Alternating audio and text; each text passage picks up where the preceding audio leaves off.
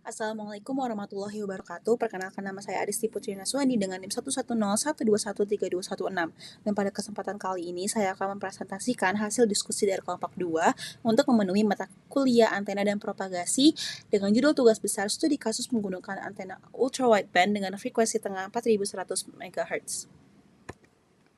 Selanjutnya adalah berikut merupakan penjelasan singkat mengenai antena ultra wideband itu sendiri. Antena ultra wideband memungkinkan transmisi data digital besar melalui spektrum luas dengan jarak yang pendek. Antena ultra wideband dapat mengirimkan data dengan kecepatan tinggi hingga 70 meter menggunakan daya yang sangat rendah, yaitu nilainya sebesar kurang dari 0,5 miliwatt dan membawa sinyal pada bandwidth yang terbatas. Antena ultra wideband memerlukan lebar bandwidth fraksional 25% dari frekuensi tengahnya, sehingga memungkinkan antena mencapai kecepatan transfer daya yang sangat tinggi. Kemudian masuk ke dalam studi kasus yang diberikan, yaitu seorang engineer ingin merancang sebuah point-to-point communication antara dua titik A dan B. Kalau di antara kedua titik tersebut memiliki kontur yang berbukit, maka diperlukan sebuah relay pasif yang bersifat meneruskan gelombang tanpa proses penguatan daya pada relay tersebut. Relay tersebut terdiri dari suatu buah antena menghadap ke A, lalu dihubungkan menggunakan kabel ke antena lainnya yang menghadap ke B. Dengan spesifikasi sistem secara keseluruhan adalah sebagai berikut.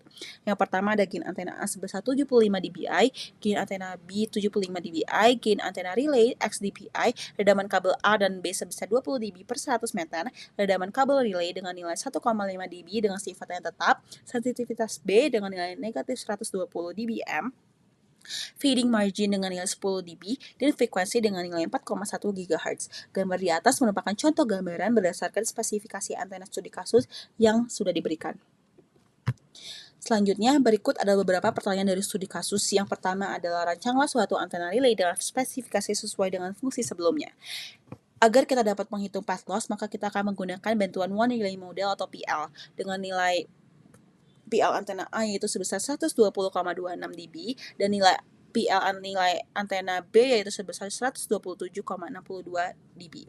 Sehingga untuk mendapatkan total path loss antara antena relay dari fungsi sebelumnya, maka kedua PL antena A dan PL antena B dijumlahkan sehingga akan didapatkan hasil 247,88 dB. Pertanyaan selanjutnya yaitu tentukan tinggi antena pada relay untuk antena yang menghadap ke A dan B. Agar terjadi komunikasi line of sight, tinggi antena relay dan antena B akan disejajarkan untuk mengurangi kesulitan dalam perhitungan zona Fresnel yang miring, sehingga antara antena A dan antena relay sudah pasti terjadi komunikasi line of sight.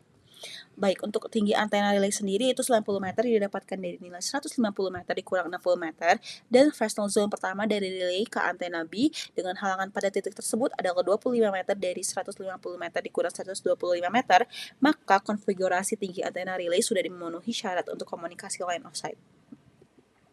Selanjutnya, untuk merancang sebuah antena, maka kita harus menghitung beberapa parameter penting dengan perhitungan secara umum sebagai berikut.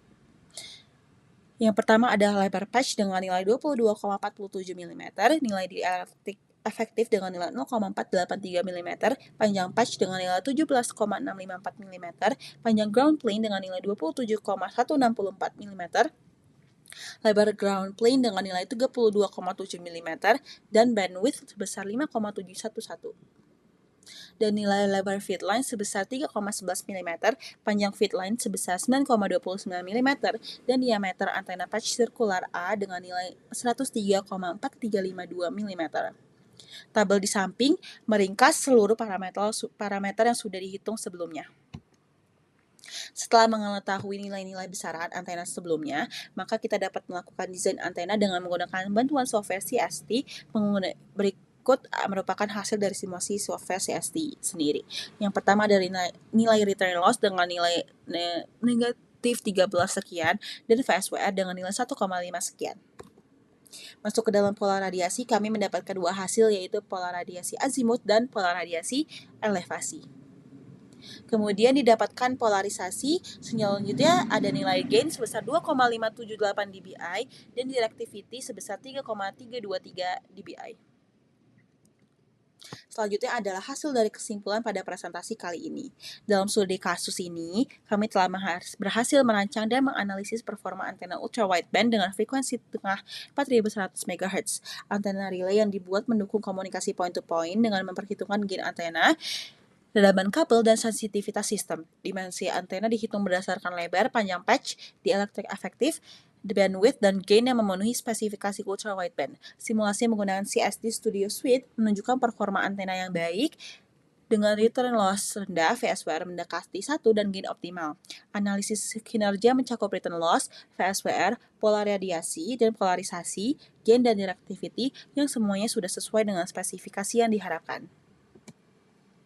Baiklah, sekian dari presentasi saya hari ini.